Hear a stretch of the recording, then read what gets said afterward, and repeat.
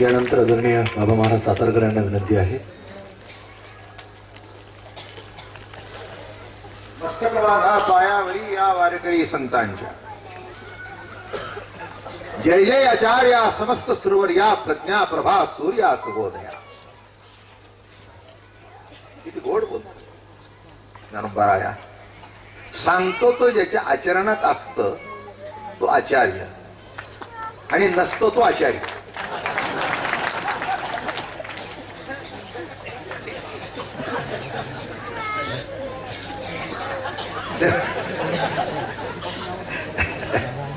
तेव्हा जय जय आचार्या समस्त सुरवर्या प्रज्ञा प्रभा सूर्या सुबोधया. जय जय सोहम विसाव्या सोहम भाव सुहावया नाना लोक हेलावया. ऐकेगा अर्थबंधू निरंतर कारुण्य सिंधू विशत विद्या वधू वल्लवाजी. तू जया प्रती लपसी तया विश्वहे दाविसी प्रगट तई करिसी अगवेची. अशी माऊलीने स्तुती केली आहे. आता आम्ही काय बोलावं? आमच्याकडे बोलण्यासारखं काही शिल्लक राहिलं नाही. अलग लक्षात इतकी स्तुती 75 वर्षात ऐकली नाही. तेही बरोबर आहे, 75 वर्ष मागे झालं नव्हतं. ऐकण्याचा काही प्रश्न येतो अशातला भाग नाही आहे. आणि इथे जे काही सगळे व्यासपीठावर मंडळी आलेली आहेत, वाहनांच्या बद्दल काय बोलायचं कारण नाही. काय त्यांच्या शब्दातच सांगतो. काल सांगितलं पण या मंडळीला माहिती नाही. बाबा महाराजांना मी भेटायला पंढरपुरात कसा जातो, एखादी अभिसारिका आपल्या प्रियाला भेटायला जाते तसा जातो.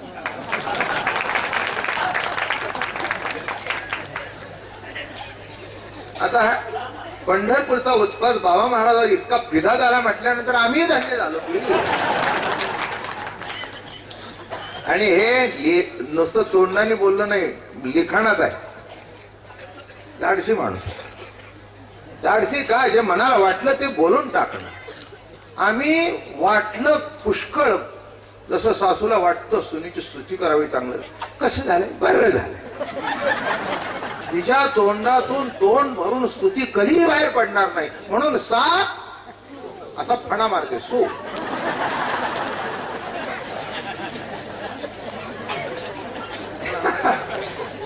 वाहनांची जातच निराळी. आलं का लक्षात? त्यांचं आमचं काय मागच्या जन्मीचं पूर्वजन्मीचं नातं जोडलेलं आहे. आता काय सांगू? आमचे तटकरे साहेब बोलून गेले, वासपती साहेब बोलून गेले, श्रीनिवास पाटील बोलून गेले. आमचे मोहन सिंग तर त्यांच्या घरी मी उतरलो होतो. वारकरी संप्रदायाच्या परंपरेत त्यांनी स्वीकार केलेला आहे.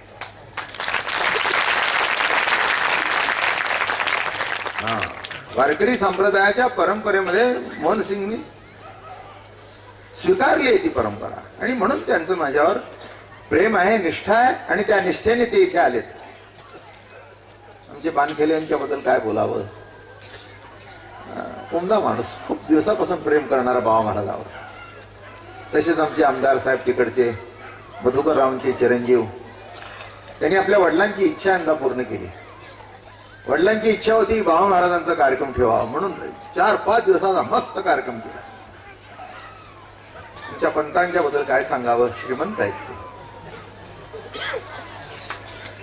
मनाने श्रीमंत, आचार विचाराने श्रीमंत, कौतुक करण्यामध्ये श्रीमंत. हात राखून काहीच केलं नाही तर का? पक्ष असता तरी एकनिष्ठा बरं का? म्हणून असे श्रीमंत या ठिकाणी आज आले. पांडुरंगाचे बडवे आले. त्यांनी पांडुरंगाची मूर्ती दिली. असे कितीतरी इथे आहेत. आमचे दगडूशेठ हलवाई गणपती ट्रस्टचे, जिथे मी 25 वर्ष कार्यक्रम करतोय. आणि 25 वर्षातला एकही दिवस चुकला नाही. नवे 1 मिनिट सुद्धा कमी नाही, जास्ती नाही. अर्थात मिजास मारण्यासारखं काही नाही. गणपतीची इच्छा होती म्हणून घड नाही का? देवाची इच्छा असल्यानंतर काही प्रश्न येत नाही. म्हणून अशी सगळी इथे दिग्गज व्यासपीठावर उपस्थित आहेत. ज्यांचा स्वर लागला की माणसं डुलू लागल्यात, अशा आमच्या आशाताई आल्या. बरोबर आहे.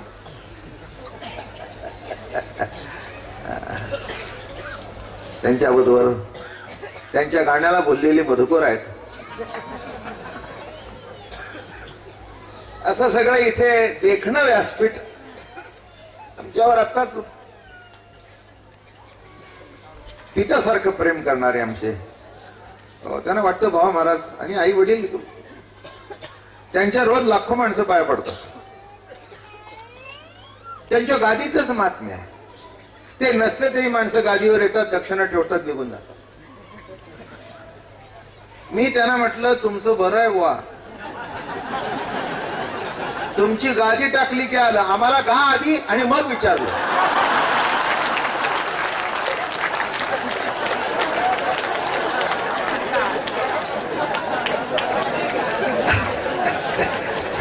ये तो बात आहे. आणि हे त्यांनी मान्य केलं. नवे 10 ठिकाणी ते सांगितलं. बाबा महाराज म्हणतात तुमचं निराळं, आम्हाला गा आधी आणि मग माणसं विचारतील. आता जे काही चाललं इतकं घेतात तितकं घेतात. बरं झालं दोघांनी सांगितलं. काय घेतात आणि काय देतात.